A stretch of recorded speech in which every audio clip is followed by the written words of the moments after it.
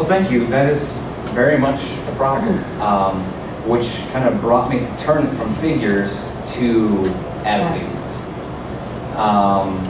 Because that's the driving force behind everything. You can have a lot of money and yet have the wrong way of spending it and it won't do anything for you. You can have just a little bit of money and have the right way of understanding how to do it, make it work, and you can accomplish a lot. So the attitudes, to me, is the main thing. But then, also another part of it, if we were to start communicating more, being more connected with, even like here, with one another, those who are of like mind, of like concern, then we can perhaps begin, we can pray together, we can work together, we can think together, and we can start to come up with solutions. So it's not, for us, I guess, for us, if we are thinking right, we need to start communicating those ideas. But then communication also needs to work the other way, where it would be so much better. Like I asked before, how many of you have heard from your council person, have been invited to come to meetings? How many times have you been communicated with? How much do you know about this? There are many things I brought up tonight that no one knew about. And they're very big things. $10.5 million is a big thing. No one knew. So that's really bad. That's really bad for us. Because if we don't know, we can't even be concerned about it. And the wool can be pulled over our eyes. Something can be done. And what are we going to do about it? It's already done. It's already over. We already owe this money. It's too late. So communication is very important for us. And if we start communicating with one another, these slides are blank because this is just kind of a freestyle at this point in time. You missed all the big stuff. Oh, did I? Yeah. Come on, District 7. Too many snacks over there. Yeah. I gave them away. What? I gave them to District 7. Come on, Bill, when you have a block watch meeting, bring them snacks. I'll have to remember that. I'll have to bring them healthier snacks. Maybe some carrots, yeah, carrots. That's a good idea. You know what carrots are good for? You know what carrots are really good for? Horseshoes ain't nice. Carrots are good for transporting ranch dressing from your plate to your mouth. That's what they're good for. Creative ideas. Once we start having the right attitudes and we start communicating, guess what we might be able to come up with? Solutions. Yeah. And they might be creative ideas that no one's thought of before.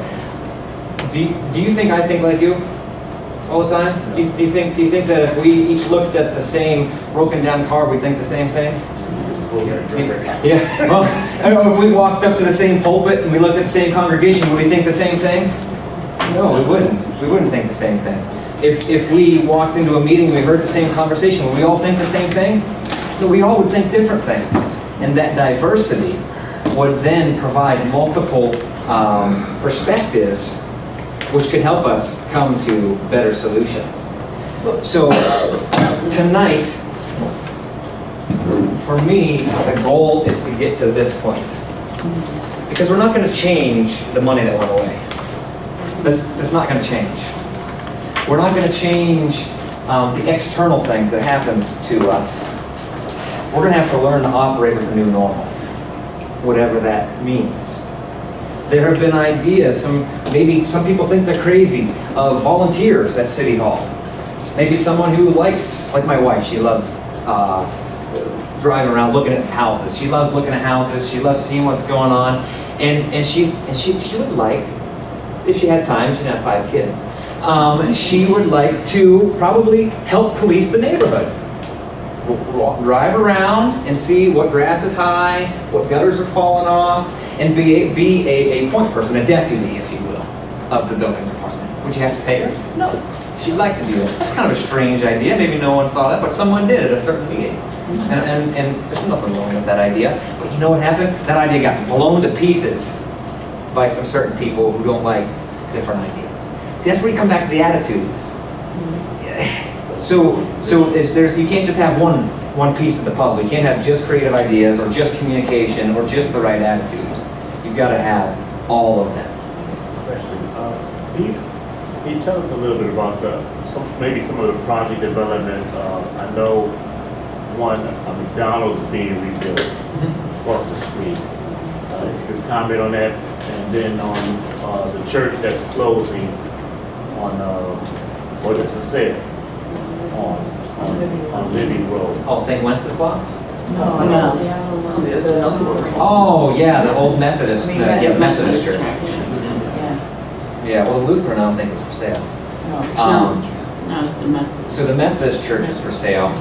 Frankly, I don't have any idea. I don't have any idea. That's back to the communication thing. I don't have any idea what's happening with that. I can tell you this though, we just lost our economic development director. She moved on to somewhere else. And she has not been replaced, and I don't know that she's going to be replaced. Or they say it's not in the budget to pay. Yeah, more or less. Some people are saying that. Was there a mass exodus? Of employees, you mean? Yeah. There have been quite a few employees, yeah, who have left, and it's coincidental that it has been recently, yeah. So there are people who are retiring or just finding other jobs, I think because of the difficult situation here in Make New you more secure somewhere else. Yeah, Yeah. yeah. What's the worst case scenario from fiscal emergency? Obviously, our property value has shrunken, but this fiscal watch thing, can you give a more definitive explanation of it? Fiscal watch is not the boogeyman. Some people seem to equate the two. It's not the boogeyman. Fiscal watch, just like fiscal emergency is not the boogeyman. Just like fiscal watch and caution, they're just statuses. It's a status that the state auditor places your municipality in, based on certain parameters, like how much money you have in reserves, based on how much you have in negative balances we talked about. So whenever you reach certain levels, you'll get bumped up to the next one. So it starts at caution, and they're kind of like, hey, you better pay a little attention. Then there's watch, where it's like, you guys really got some serious issues. You need to submit to us a plan on how you're going to get out of it, which is where we are. And then there's emergency. When you get bumped up to that one, you need a plan, and then you need that commission I talked about. There's a commission, representatives from the state auditor, representatives from the local government, and representatives from the community. Business leaders are part of this commission that approves or disapproves financial decisions that are made. So that's extra oversight. That's what fiscal emergency really boils down to, is there is a higher level of oversight by appointing this commission that whenever the city council says, hey, we want to do X, it comes over to the commission and they say, X sounds really bad to us. You need to come up with something else. And so then they come back and like, okay, let's rework this again. So it's not as though the state comes and takes over, but there is a high level of oversight as to what's happening. And if certain things aren't done, there are triggers where we would have to reduce our spending for like the next month. So if we didn't get we did something wrong, I don't know what all the triggers are, then the following month we'd only be able to spend 85% of what we spent the previous month. There's some special rules whenever you're in fiscal emergency. But it's not the boogeyman. There are good things that come along with it. Like that commission could help you stop making bad choices. The auditor's office also provides extra services to you to help you out in your finance department. So it's not all bad. It's not all bad. It looks real bad because your situation is ugly, but it may be exactly what, frankly, we need to get out of this. Like we talked earlier, where there's certain ideas that don't seem like they're going to be changed, certain thoughts and attitudes that don't seem like they're going to be changed, but they'll have to change. They'll have to comply whenever there's more oversight. Now, recently, one of the fire station facilities was closed. Yes. Fire Station 2 on the west side was, they call it brown out. More or less it's closed. except for the few days that they have for the rest of the year where there's enough people to staff it. Because what happens, the mayor laid off an additional number of firefighters, so there weren't enough men to staff 2 stations. And so they said, we're just gonna bump all over to one, provide better service out of one, and then try to run two stations. You're on the other side of the town, your house will burn down. Well, it's not quite that bad, but. Is the removal of property being excavated? Is that? Oh, demolishing, Demolishing properties that sometimes don't look like they, they're like a monopoly. You just take a piece of property off the earth, out of that area. You think that's been part of the problem? there is some people, thanks for coming. Some people who are all for that, like 100%. There's people who aren't so much for it. For me, it costs a significant amount of money to tear down a house. I don't know if you're aware. It can cost from $5,000 to $10,000 to tear down a house. So it's not a small amount of money. Well, that's the other thing. Money could come from the federal government, which it has in the past. The county's considering providing money. The land bank has had money at points in time, the county land bank, which is not part of the county government, in case you didn't know. The county land bank is actually a separate private entity. And it could come from us. We could pay, we're going to pay you that money. Property owner, why make it? What's happened with a lot of these?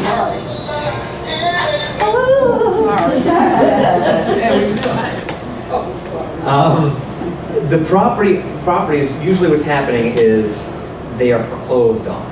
Okay. So whoever was living there, they're gone. Right. And it goes to a tax foreclosure where it's a walk-away property. No one wants it anymore. There's back taxes, something on it. So it's not worth anything. Technically speaking, it's underwater. It's not worth anything. So it goes through a tax foreclosure, and then it would be torn down. That's usually how it works. And then what happens to that vacant lot? It just becomes vacant? It grows grass, No, it grows weeds. and someone needs to mow it. Yeah. That's about the extent of it as far as I've seen. So it's something that's not a clear cut, oh, just tear it down. Because then what are you going to do with it after that? It's just a plot. No developer's going to buy it. Who's going to buy one of these little lots and say, I'm going to build a house there for 80 grand, 100 grand. Why do that? You can buy a house for 40. Yeah, So- man, I read that there's a house on, I guess it's on Libby, when Libby turns into Granger, on the right-hand side before the highway, and I guess there was a fire there. Then the house was torn down. Yeah, there have been different programs throughout the past few years for tearing down homes, and the funds came from different places depending on the program.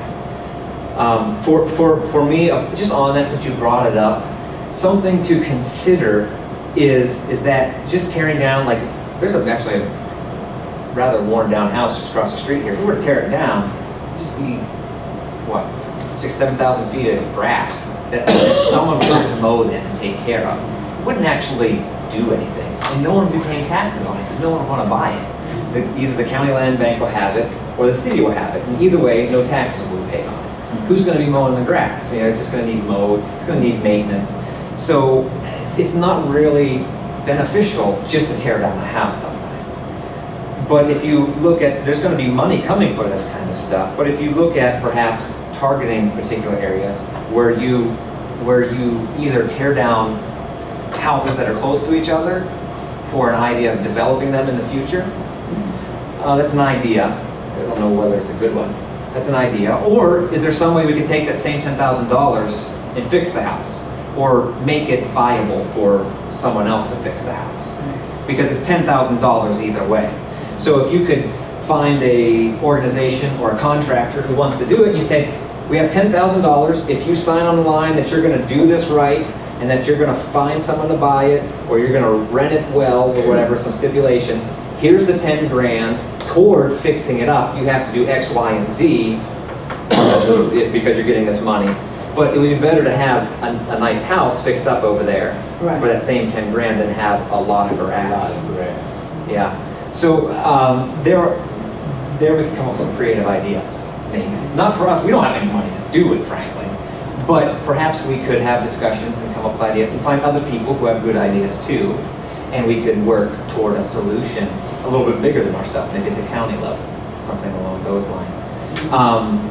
So there are a lot of ways of looking at tearing down houses. One thing I did want to ask you all while you're here is, who's heard about the traffic cameras? Everybody's heard about it. Everyone has? Maple or just it? In Maple. No? See, not everyone. See, guys. So who hasn't heard? Raise your hand if you did not know that Maple is getting traffic cameras. Raise your hand. You just you guys over there. That's fine. We have them? They're already up. Yeah, they're already up. We have brought a traffic camera program here to Maple House. What's that? Nothing. It's a percentage of the fees that are collected. So there's no. Is that to generate money? To generate money. It was brought forward, yes, frankly, to generate money. Right. That's why it was brought forward. For myself, though, I was with the police chief on these lines. When the gentleman came from Opta Traffic, the company who's running the cameras, he came in to make a presentation, and I was kind of like, traffic cameras, you know, like, kind of a bad taste in your mouth for traffic cameras. And he and I were like, what's this guy gonna have to say? We didn't really like the idea. But he came, and his presentation was really good. What they offer is really good. And there's no cost to the city, really. Where the company takes 40% of the fines that are collected, and the city takes 60% of the fines that are collected. So it would generate revenue. That's why it was brought forward. But the police chief and I were sold on how well the program appears to work at actually controlling speed. And it doesn't take any manpower hardly. Well, it does take a little bit of manpower, but you can do a huge amount of traffic control with very little manpower. And frankly, the police department just cannot sit out, spare someone to sit on the road with a radar all day long and ticket a couple people. You know what I mean? So I've heard complaints about Broadway and other streets where people fly. So I said, well, this is the only way we can do it. But here's the one caveat that I would give, the one good thing about this. Well, there's a couple good things. It will control speed. But what sold me on it, if certain people had been in charge of it, I would not have been for it. Because I feel that they would have abused it. But the police chief is in charge of the program. And the police chief is a very trustworthy man. He's a very, very trustworthy, upfront man. So I felt that him being in charge of it, that he would run it well.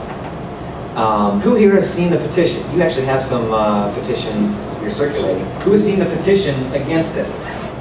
Anyone seen? There is a petition going around. So if you don't want it, you can sign it. But there is an organization, I think Citizens,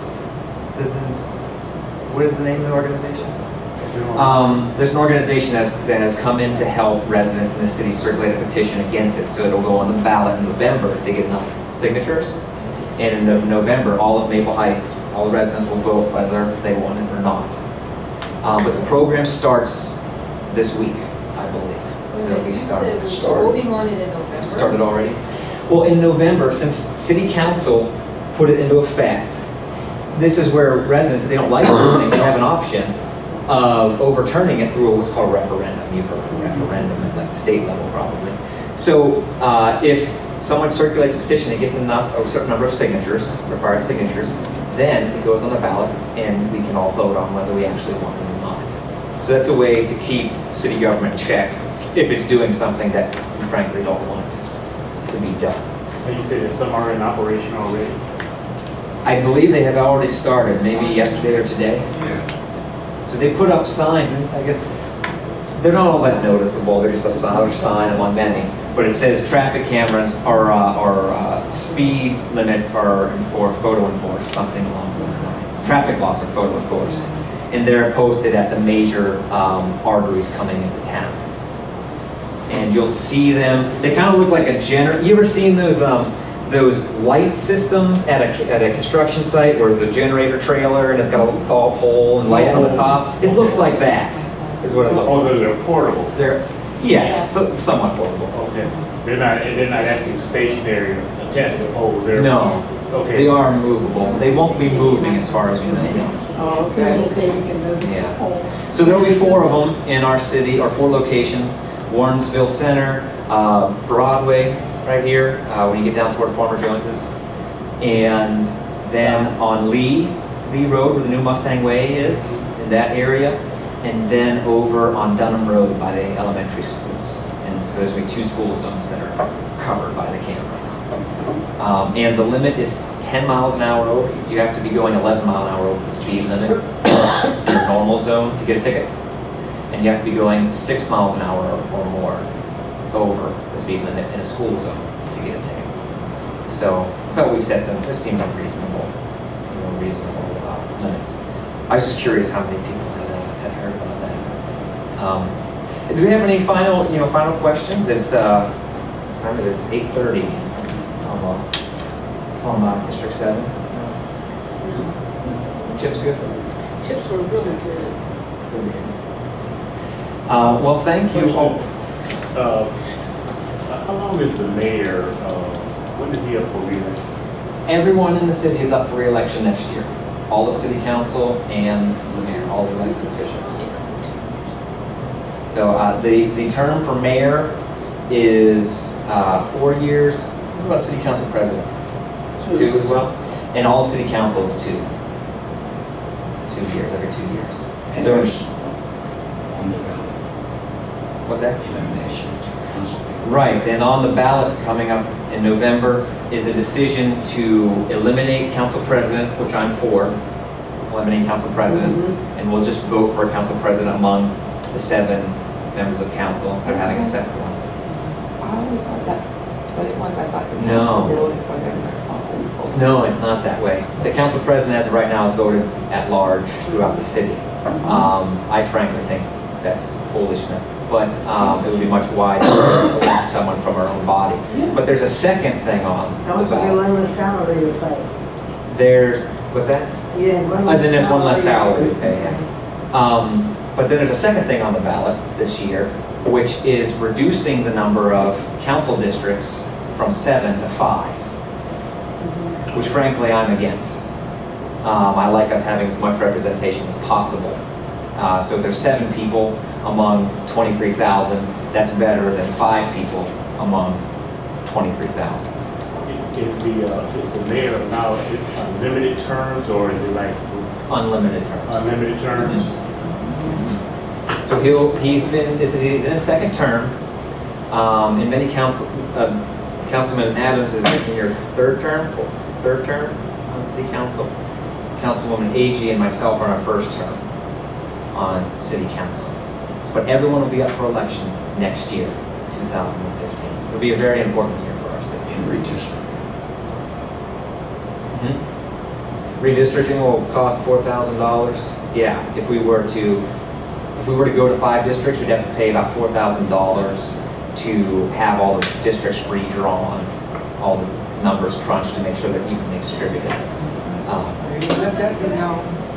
What's that? That needs to be known about the money part. Everybody know about the money part. But then, wouldn't that be offset by having less councilmen to pay? That is true. Yeah, it would save That's $22,000. $25,000 maybe. But then, the district, a council person is going to have more individuals. Yeah.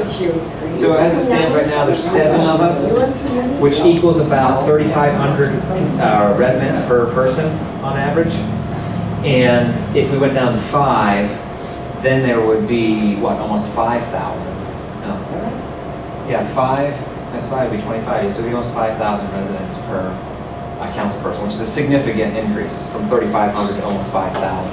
So are you saying they would save money by lowering the council number? or- Yeah, we save about $25,000, but there would be less people to represent. Is there people that represent? Yeah. The districts would be larger. So I mean, it's up to people to decide if they want to save $25,000 and add 1,500 people to their representatives to-do list, people to take care of. So you're saying 15, you're going to try to eliminate 2, and then we need to vote on what? See, I don't understand how is that going to work at the same time? That'll be this year.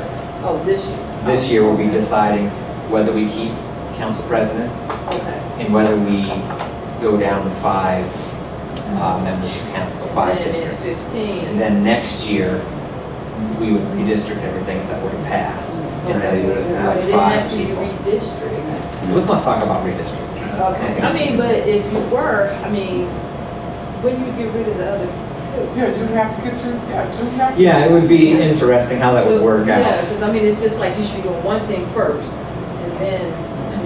Yeah, it'll be a little confusing. Very. Actually, it'll be very confusing because Very. as of right now, people are already confused as to where they vote on election day sometimes. Okay, I have a question. Because you're saying about reducing it, okay, we've always had 7 and they're saying it's because of the reduced population. When the city was really hopping, how many, it was 7 council people, how many were they representing at that time, each person? A lot. It would have been, what, if there were 7, it would have been about 5,000 whenever we Which is were at the highest. So So I think this we would- reached It would be the 30,000. same thing that with 5 people then, the same number. Yeah, it's an interesting But comment. it's different back then. It is a little different back then, but here's the interesting thing. The main primary argument is that the population has decreased. We've gone from 30 to 23,000. That's true, it has happened. But if we were a statutory city, which means we weren't a charter city, where we made up our own charter and rules to govern, we actually went with the statutes that Ohio set for municipalities, we would be right where we're supposed to be with a number of representatives. Because anyone who's larger than 15,000 is supposed to have 7 representatives in their city. So I don't know that the argument really holds water that there's less people in the city now. So people are moving out of it, like they're moving into it. That's happened over the past 10 years. I would say that the population has significantly decreased. So, and of course, it's been exacerbated